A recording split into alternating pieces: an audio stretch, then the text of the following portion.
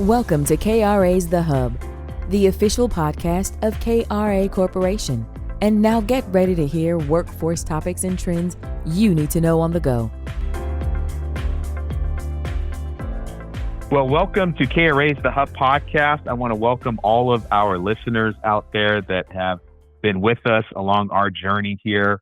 We're excited today for our special guest, Claudia Regalado Cattouse from the Chicago Cook County Workforce Partnership.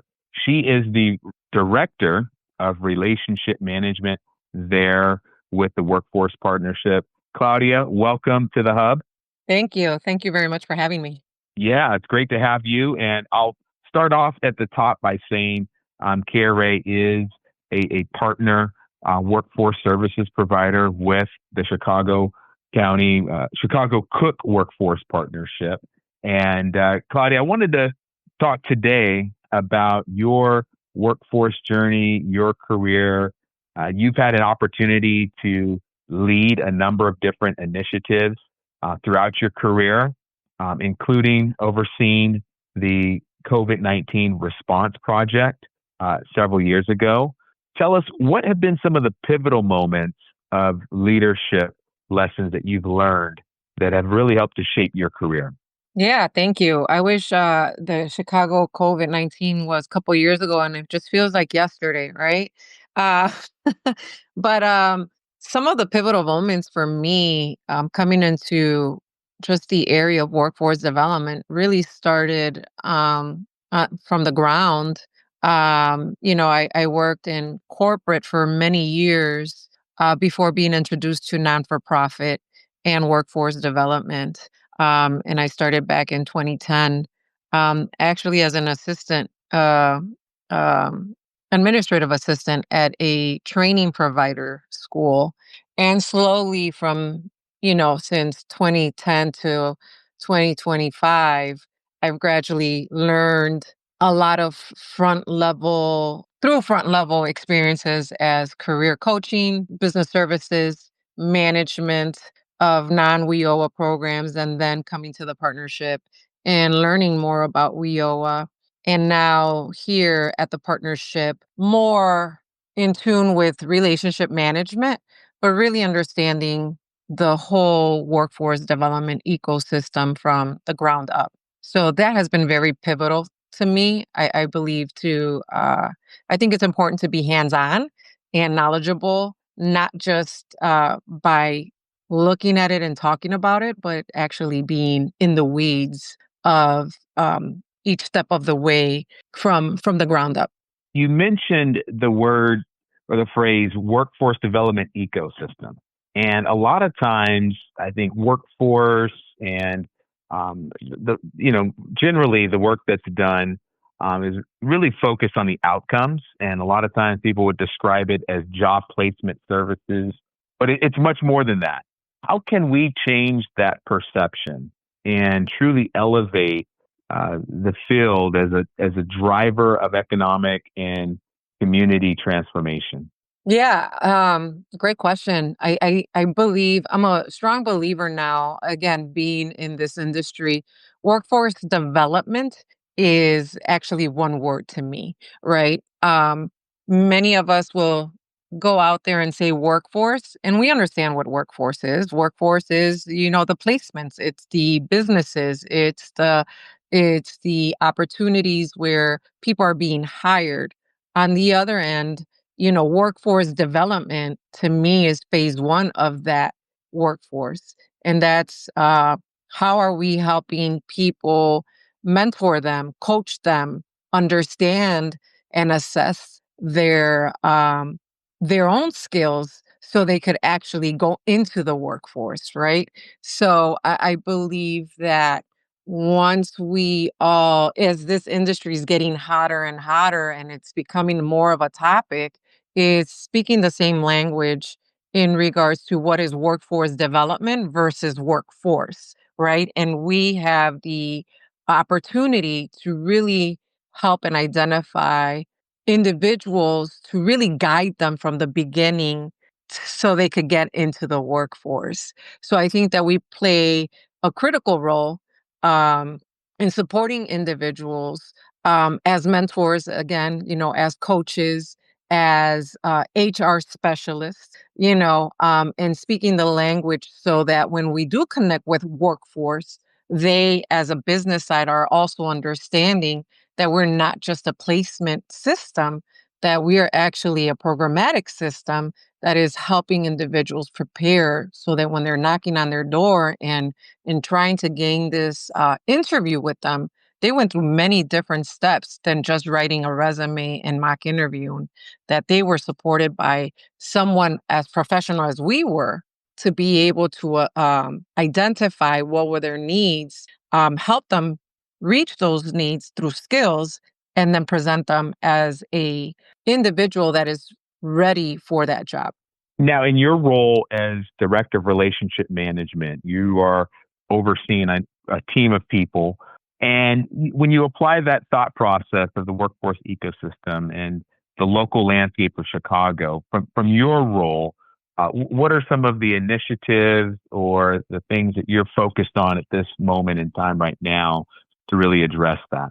Yeah, so thank you.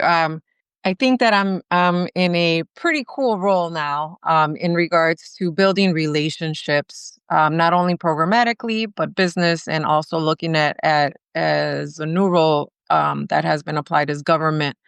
Because again, we are all in the same space, and we all need to collaborate um, and look at the areas of opportunity of how more cohesive we could be to be able to, again, take this industry to the next level and be taken seriously, right? My role is to really guide my team and support my team by one, building stronger relationships with our subcontractors, as KRA is one of our um, partners in that role as a provider.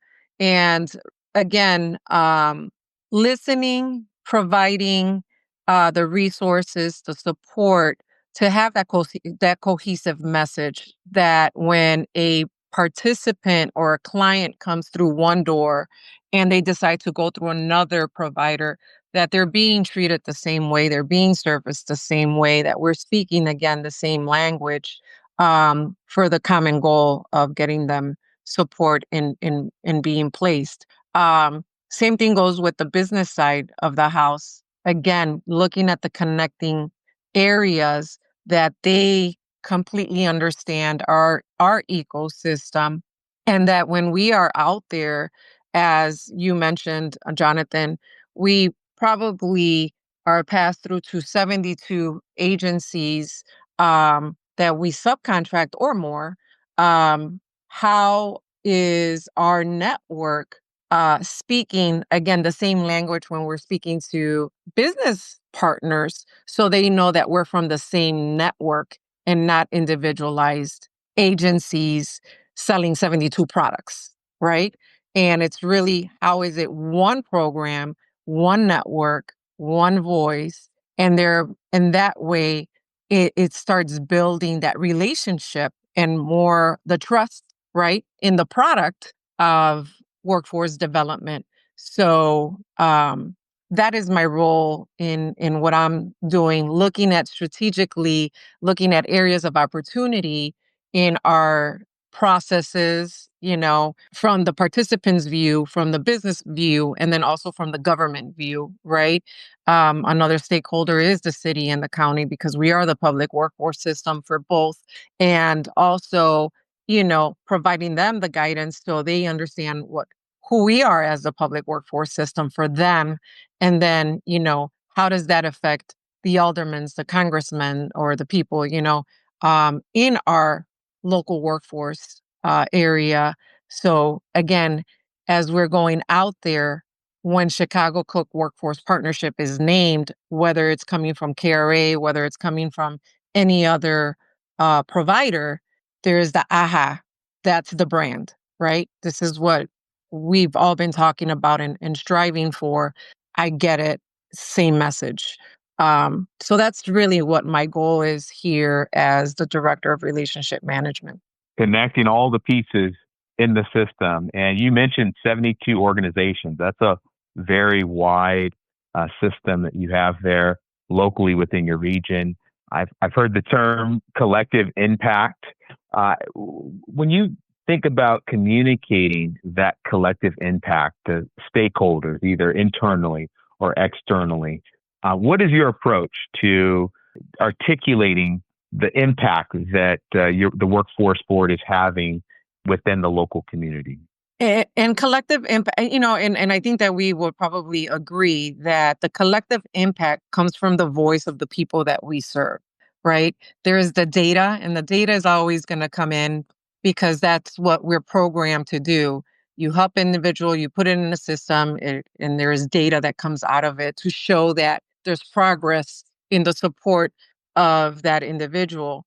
But the voice is what we need to really use, and we're I think that we're still, I've been a community engagement person since for years, and I think that it's always the success stories that we're like, how do we gather these success stories? How do we gather these success stories? Take pictures, send this information, and I believe we're more reactive in the ask, and now it's time to really start thinking the proactive way of collecting those voices, because that then will match the data that we are collecting, right? So if you collect the data with the voices, then that's where your collective impact will be reflective, because now you're given a story behind that data that is voiceless, other than just that numbers are going up or down.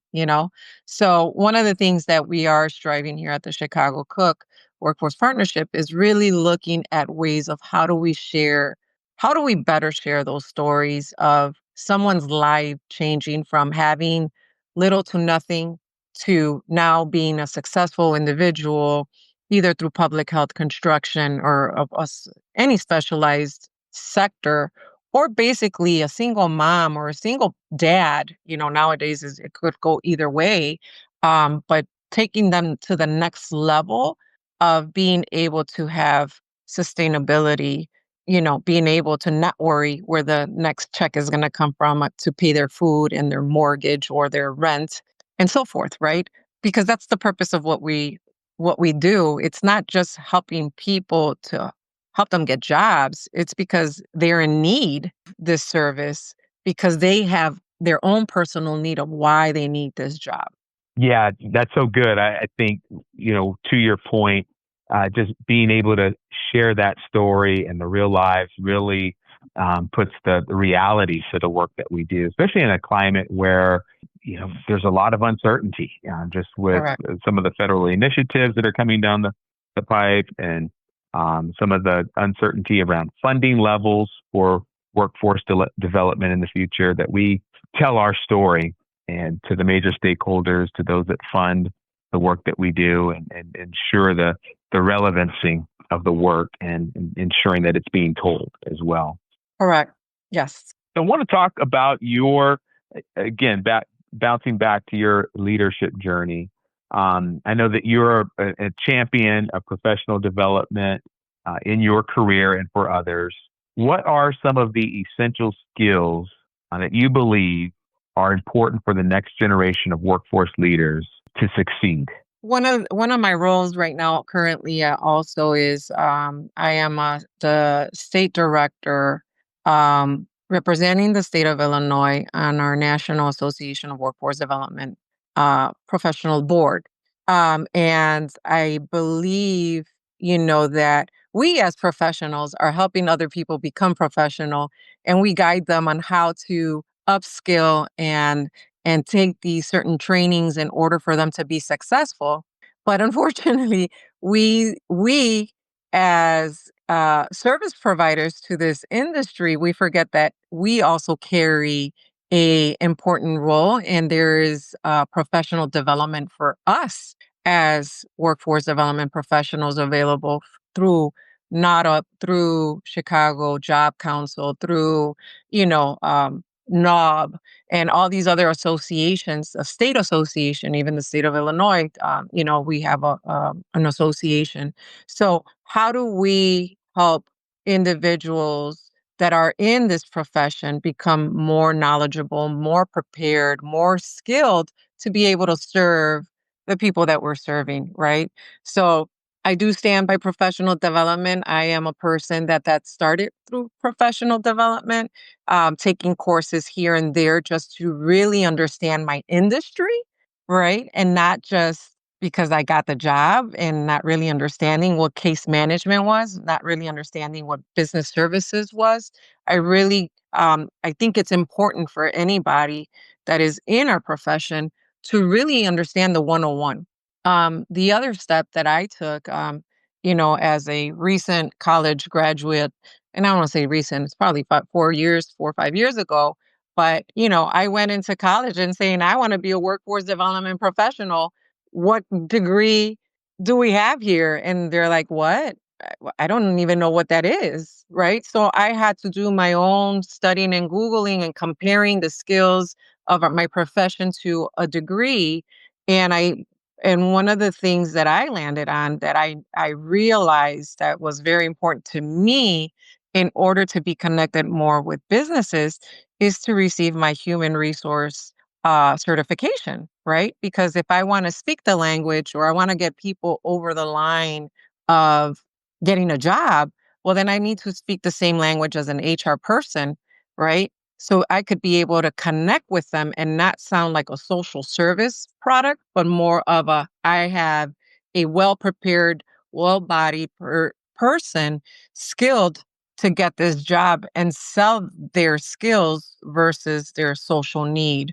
So they could be able to be looked at and interviewed and given that opportunity to be heard and have an opportunity to get the job. Right.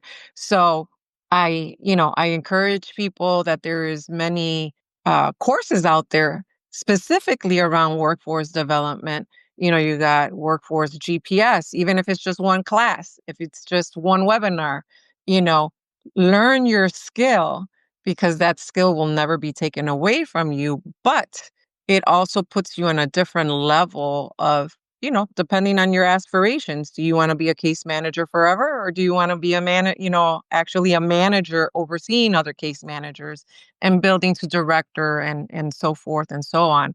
So I think that it's really important for our industry, no matter what level you are at, even if you're just an outtake or intake individual, you're at the perfect spot to start learning those skills because you're the face of when people come in, they're going to be depending on you to know what is their need and how can they be helped.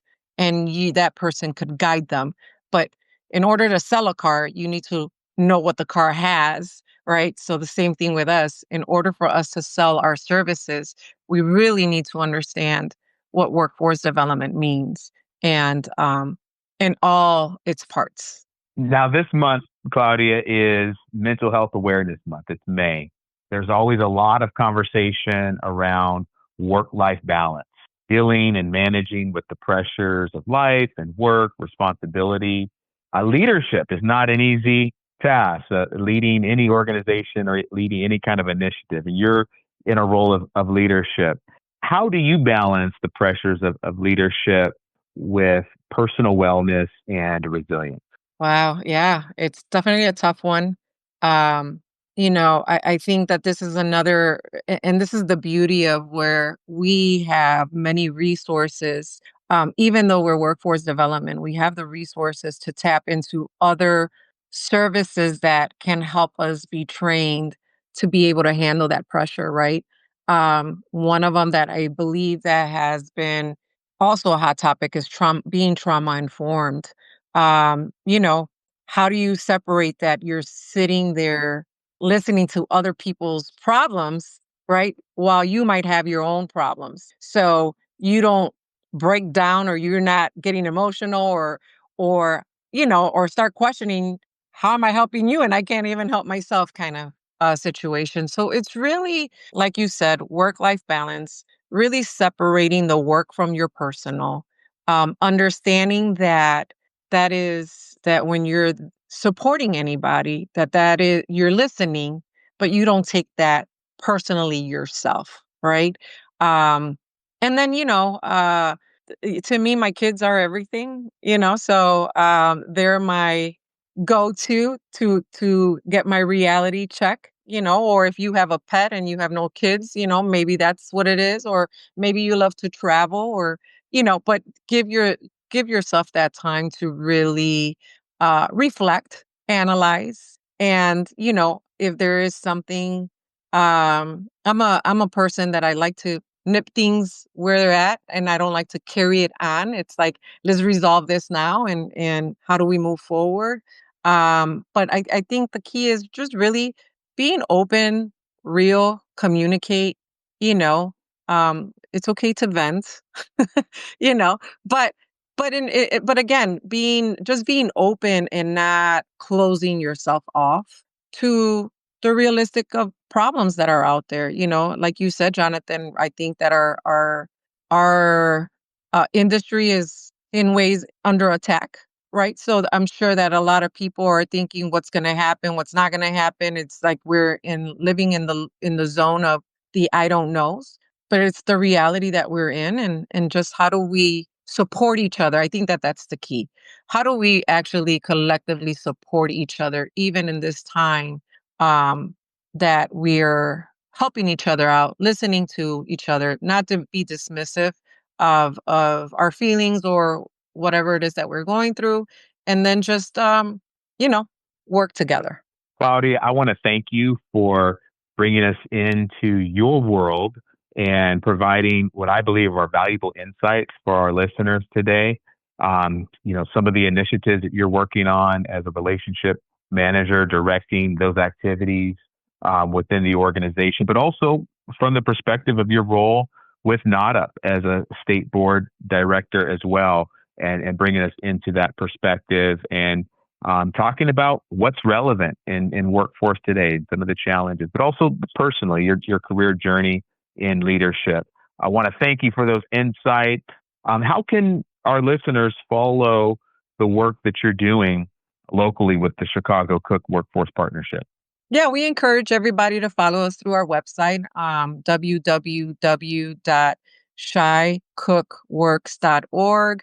And then, we have the social platforms, LinkedIn, Instagram, and Facebook, where we really share the voices of individuals, success stories, and any upcoming events, or celebrating any events that have occurred. So, yes, we welcome everyone to visit our website and our social platform. Sounds great. Well, thank you again, Claudia. Look forward to connecting with you again in the future, maybe at a future conference, and doing this again sometime. Thank you, and have a wonderful rest of your day. Thank you. Thank you for listening to KRA's The Hub. Don't forget to subscribe to the podcast on Spotify, Apple Podcasts, or wherever you listen to podcasts. To learn more about KRA Corporation, visit www.kra.com. Thanks so much for listening, and we'll be back soon with a new episode.